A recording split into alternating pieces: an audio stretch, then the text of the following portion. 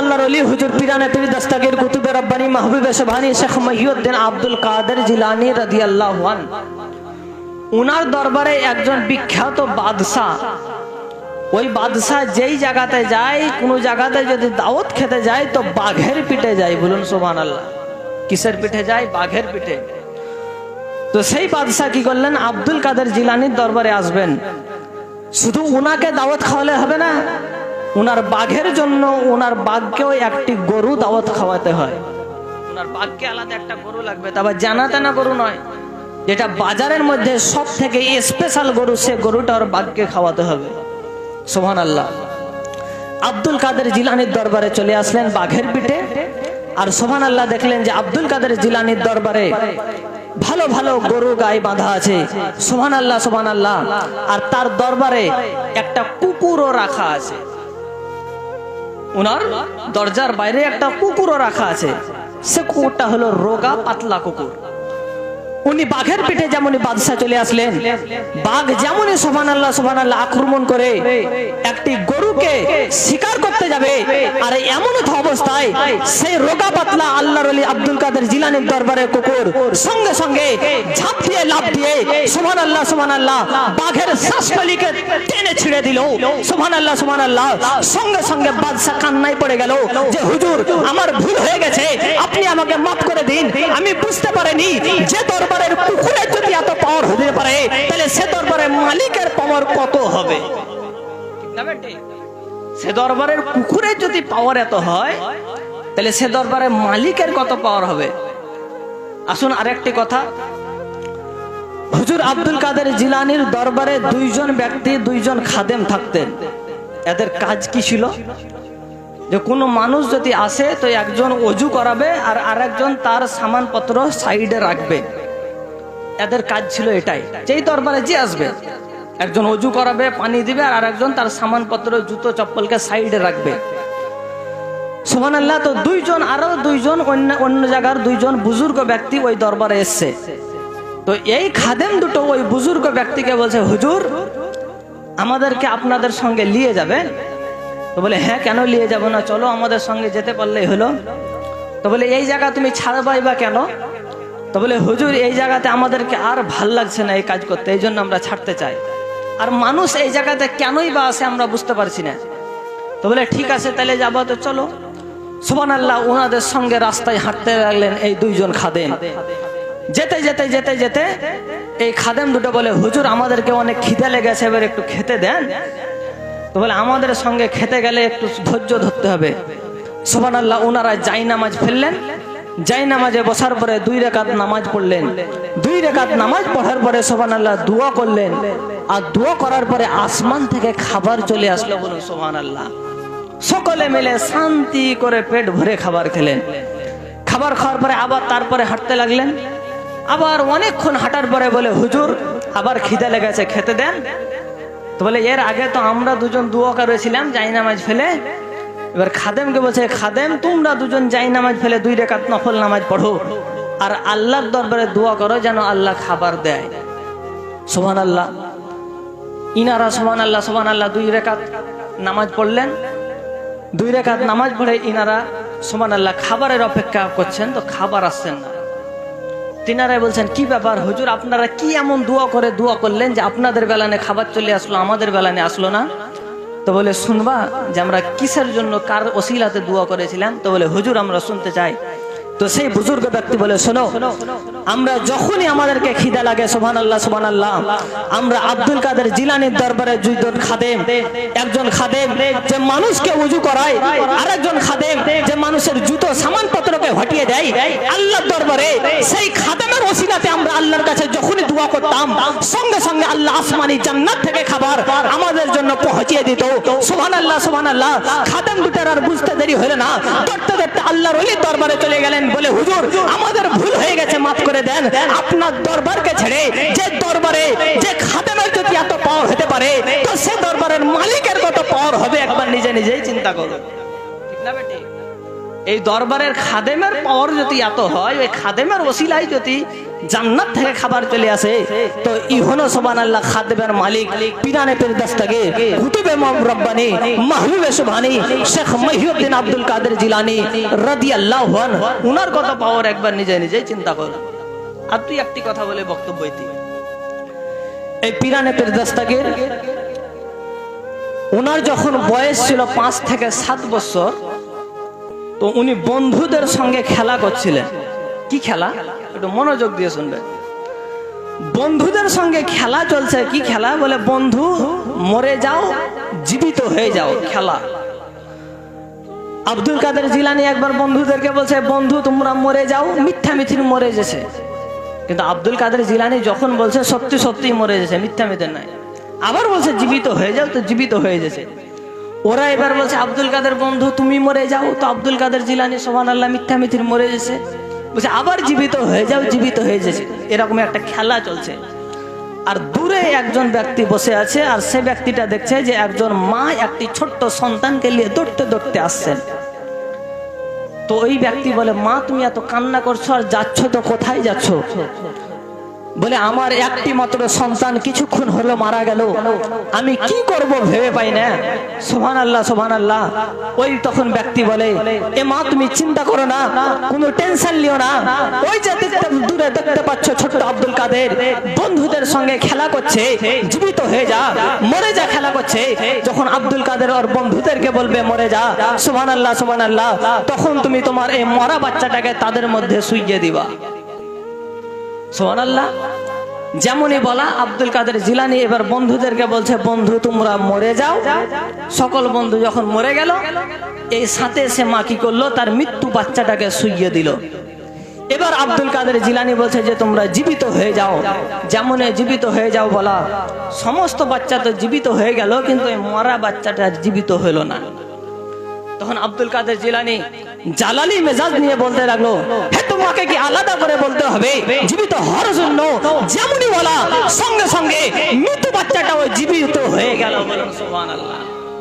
এই ছিল পিরানে পীর দস্তগীর কুতুবে রব্বানী মাহবুবে সুবহানী শেখ মহিউদ্দিন আব্দুল কাদের জিলানী। উনার আরেকটি ঘটনা, সুবহানাল্লাহ, দুইজন ব্যক্তি খুব তর্ক বিতর্কে লেগেছে, ওদের মধ্যে একটা ঝামেলা হয়ে গেছে। কি ঝামেলা? একজন ব্যক্তি বলছে যে আমার নবী মুস্তাফা বেশি আফদল, বেশি উত্তম, আর একজন ঈসাই বলছে যে না আমার ঈসা নবী বেশি উত্তম। এদের মধ্যে একটা ঝামেলা। সুবহানাল্লাহ। ঝামেলা যখন দ্বন্দ্ব যখন লেগে গেল, তো আব্দুল কাদের জিলানী হুজুর বলে যে কি ব্যাপার তোমাদের মধ্যে এত ঝামেলা কেন? তো বলে হুজুর আমাদের মধ্যে ঝামেলা হতে এটাই যে আমি বলছি যে আমার নবী মুস্তাফা বেশি আফদল, নবী মুস্তাফা বেশি উত্তম, আর ঈসাই বলছে যে না আমার ঈসা নবী বেশি উত্তম। তো আমি তাকে জিজ্ঞেস করলাম যে হে ঈসাই তুমি কেন বলছো ঈসা নবী বেশি উত্তম? তো বলে আমি এই জন্য বলছি যে ঈসা নবী বেশি উত্তম, কারণ আমার ঈসা নবীকে আল্লাহ একটি মুজিজা দিয়েছিল, যে মুজিজা হলো এটাই কোন মুর্দা ব্যক্তিকে আমার ঈসা নবী জীবিত করার ক্ষমতা রাখত, এটা ছিল মুজিজা। এই জন্য আমি বলছি যে আমার ঈসা নবী বেশি উত্তম। তো আব্দুল কাদের জিলানী বলে হে ঈসাই, আমি সেই আমার দয়ার নবী মুস্তাফার একজন গোলামের গোলাম উম্মত, আমি যদি কোন মুর্দা ব্যক্তিকে যদি জীবিত করে দিই তাহলে তুমি কি মানবা, তুমি কি স্বীকার যাবা যে নবী মুস্তাফা বেশি উত্তম, বেশি আফদল? তো ঈসাই বলে হুজুর হ্যাঁ অবশ্যই মানবো। তো বলে তাহলে চলো কবরস্থানের মধ্যে। সুবহানাল্লাহ সুবহানাল্লাহ। ইনারা কবরস্থানে যাবে, তো রাস্তার মধ্যে দেখছে যে একটা দোকানে একজন দোকানদার ডিম ভেঙে কড়াইয়ের মধ্যে রেখেছে, আর যেমনই রেখেছে সুবহানাল্লাহ আব্দুল কাদের জিলানী বলে কুম বিজনিল্লাহ, আল্লাহর রাস্তায় জীবিত হয়ে যায়। যেমনই বলা ডিম হাফ বয়েল ডিম জিন্দা হয়ে বাচ্চা হয়ে গেল। বলুন সুবহানাল্লাহ। যেতে যেতে যেতে যেতে কবরস্থানের মধ্যে চলে গেল। বলে তুমি বলো কোন কবরস্থানের মধ্যে কোন ব্যক্তিকে আমি জীবিত করে উঠাবো? তো সুবহানাল্লাহ কয়েকশো বছর পূর্বেকার একজন সব থেকে পুরাতন কবর, সেই কবরটাকে দেখিয়ে দিল। বলে আব্দুল কাদের জিলানী তুমি এই কবরের মুর্দা ব্যক্তিকে জীবিত করে উঠাও। তুমি বলে যে কিভাবে উঠাবো এটা বলো, কিভাবে জীবিত করবো এটা বলো। সুবহানাল্লাহ সুবহানাল্লাহ। তিনি বলেন যে উনি দুনিয়াতে যেই কাজ করি খেতেন, যে কাম করি খেতেন, সেই কাজ করি ওকে উঠাও। সুবহানাল্লাহ সুবহানাল্লাহ। যেমনই বলা, তো আব্দুল কাদের জিলানী সেই পুরাতন কবরের কাছে গিয়ে আল্লাহর রাস্তে নয়, নিজে বলে যে কুম্বিস আমার অর্ডারে সুবহানাল্লাহ মুর্দা তুই জীবিত হয়ে যা। যেমনই বলা সঙ্গে সঙ্গে বহুদিনের পূর্বেকার পুরাতন ব্যক্তি মুর্দা সুবহানাল্লাহ ঢোল বাজাতে বাজাতে উঠে গেল। ঢোল বাজাতে বাজাতে উঠলো কেন? তার কারণ সে ব্যক্তি দুনিয়াতে তার কাজই ছিল ঢোল বাজানো, এই জন্য ঢোল বাজাতে বাজাতে উঠে গেল। আরেকটা খুব মজার ঘটনা সুবহানাল্লাহ, বিশাল বড় কারামত না বললেই চলে, শুনে নিন। আপনারা এর আগে অনেকবার শুনেছেন, বহু আলেমের মুখে শুনেছেন, আমার কাছেও শুনেলেন। আব্দুল কাদের জিলানী রাদিয়াল্লাহু আনকে একজন মুরিদ দাওয়াত করলো, হুজুর যে আমার বাড়িতে আগামীকাল ইফতারের দাওয়াত থাকলো। সুবহানাল্লাহ। তো বলে যে ঠিক আছে, দাওয়াত কবুল করলাম। আরেকজন মুরিদ বলে, হুজুর আমার বাড়িতে আগামীকাল আপনার বাড়িতে ইফতার দাওয়াত থাকলো। এমনি করতে করতে 70 জন দাওয়াত করলো। কয়জন? 70 জন। সুবহানাল্লাহ। পরের দিন এবারে একজন ব্যক্তি আরেকজন একজন মুরিদ আরেকজন মুরিদকে বলে, হে মুরিদ তুমি জানো কাল আমার বাড়িতে বড় পীর আব্দুল কাদের জিলানী ইফতার করেছিল? তো হে মুরিদ বলে যে, হে মুরিদ তুমি মিথ্যা কথা বলছো কেন? বলে কেন? তো কাল তো আব্দুল কাদের জিলানী আমার বাড়িতে ইফতার করেছিল। এদের দুজনের ভিতরে তর্ক বিতর্ক হতে লাগলো। আরেকজন ব্যক্তি এসে বলে যে তোমরা এত ঝামেলা করছো কেন? তো বলে হুজুর ই বলে যে আমার বাড়িতে কাল আব্দুল কাদের জিলানী ইফতার করেছে, আর ই বলে যে না আমার বাড়িতে ইফতার করেছে, এই জন্য আমাদের মধ্যে ঝামেলা। তো ওই ব্যক্তি বলে যে তোমরা দুজনেই তো মিথ্যা কথা বলছো। বলে কেন? তো কালকে তো আগামীকাল সুবহানাল্লাহ গতকালকে তো আব্দুল কাদের জিলানী আমার সঙ্গে ইফতার করেছিল। বলুন সুবহানাল্লাহ। আরেকজন ব্যক্তি এসে বলে কি ব্যাপারে এদের তিনজনের মধ্যে এত ঝামেলা কেন?